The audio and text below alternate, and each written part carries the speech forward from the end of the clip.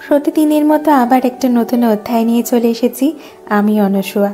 চোখের পলক ফেলতে না ফেলতে আনন্দের দিনগুলো শেষ হয়ে এলো।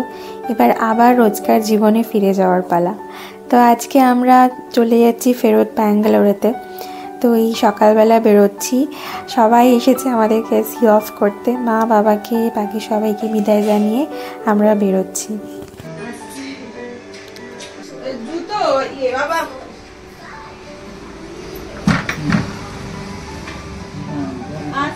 এয়ারপোর্ট যাওয়ার জন্য যে গাড়িটা বুক করা হয়েছিল সেটা আসতে একটুখানি দেরি হয়েছিল, সেজন্য বাবা খালি বারান্দায় দাঁড়িয়ে দেখছিল যে আসছে না কেন। তো যেহেতু ফ্লাইট ধরার ব্যাপার আছে তো বাবা ভীষণই চিন্তিত ছিল। তো আমরা সব লাগেজ নিয়ে নিচে চলে গেছিলাম, আর ওই যে দেখো গাড়িটা এলো, এতক্ষণে আমাদের অনেকটাই দেরি করিয়ে দিয়েছে। তো যাই হোক, সবাইকে ছেড়ে যেতে একটুও মন চাইছে না, ভীষণ মন খারাপ করছে। প্রত্যেকবার আসলে এই মুহূর্তটা কি বলবো, ভীষণ কঠিন হয়ে যায়। একটুখানি দূরে থাকা ইচ্ছা, চাইলে যে একবার দেখবো একবার যাব, সেগুলো হয় না। আর ওই যে ওপর থেকে আমার কাকা আর কাকিমা বাই বাই করছে। তো সবাইকে ছেড়ে এবার ফিরে যাচ্ছি।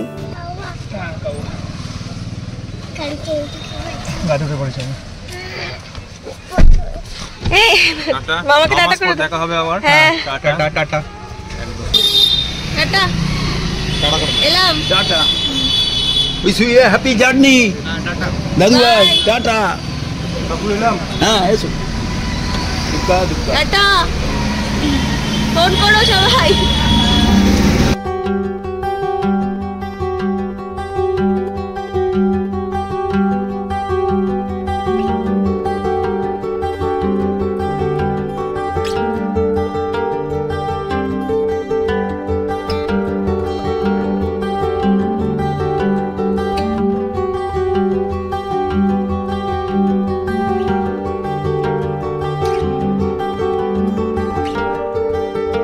ওকে আমি জিজ্ঞেস করছিলাম মন খারাপ করছে, বলছে না আসলে এখন করবে না, কারণ ও ভাবছে যে আমরা ঘুরতে যাচ্ছি। ওখানে পৌঁছে যখন একা হয়ে যাবে, আর তো কাউকে পাবে না বাবা আর মাকে ছাড়া, তখন ও ভীষণ মন খারাপ করবে আর কি, ফিল করতে পারবে। পৌঁছে গেছি আমরা এয়ারপোর্ট, আর সকালবেলা ব্রেকফাস্ট করে বেরোয়নি, প্রচণ্ড খিদে পেয়ে গেছে। ওইরূপ বললো যে হালকা ফুলকাই কিছু খাবো। তো আমরা যাচ্ছি হচ্ছে ফ্লুরিসে টুকটাক কিছু কেক টেক খাওয়ার জন্য, আর একটু কফি খাবো। নেবে প্রথমে আমাদের গেট নাম্বার ওপরেই ছিল, হঠাৎ করে গেট নাম্বার চেঞ্জ করে নিচে করে দিয়েছে, তো সেই জন্য নিচে যাচ্ছি। আর এখান থেকে যেতে হলে তো বাসে করে যেতে হয়, তো বাসের জন্যই ওয়েট করছি এখন। অনেকক্ষণ ধরে একটু ওয়েট করতে হয়েছে, ডিলে হয়েছে আজকে ফ্লাইটটাও ভালোভাবেই।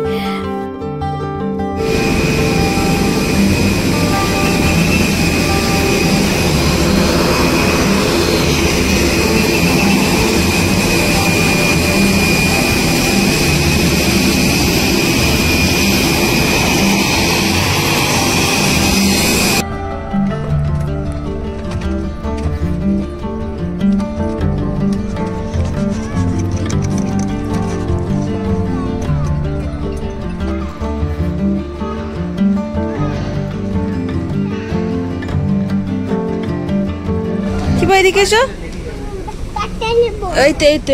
এই দেখো পাপা তুলবে। আর একটা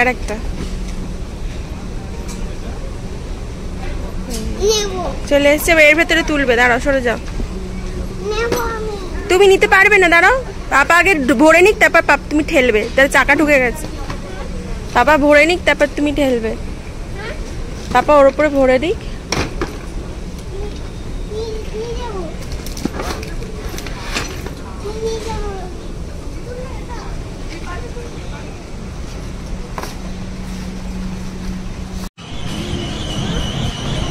ছবি তুলবি?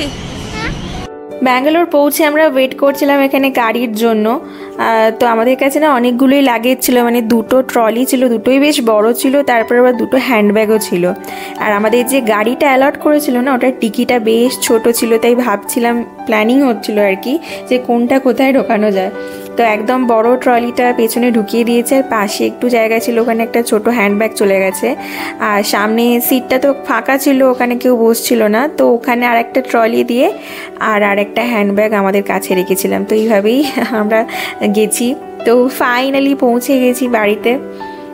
পৌঁছতে পৌঁছতে বেশ লেট হয়ে গেছিলো। আজকে রাস্তায় প্রচুর ট্রাফিক ছিল, কারণ আমরা উইকডেজে বাড়ি ফিরছি, তো অফিসের রাশটাও পেয়েছি, তার জন্য একটু পৌঁছতে দেরি হয়ে গেছে।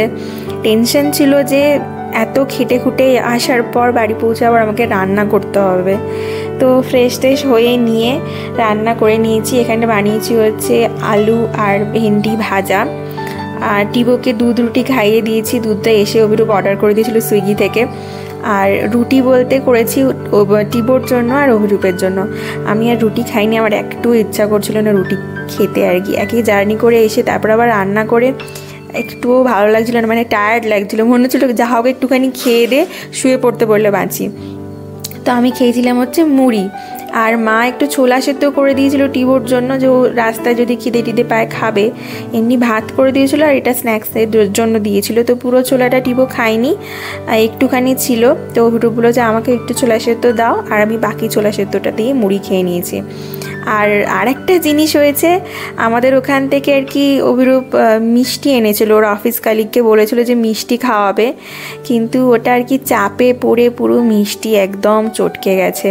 নরম পাকের সন্দেশ নিয়েছিল, ও ঠিকঠাক বুঝে কিনতে পারেনি, আর সব দেখো পুরো চটকে মানে যা তা অবস্থা হয়ে গেছে। অভিরূপ বলল এগুলো তা দেওয়া যাবে না, আমরাই খেয়ে নিই, তো খুলে ফেলো।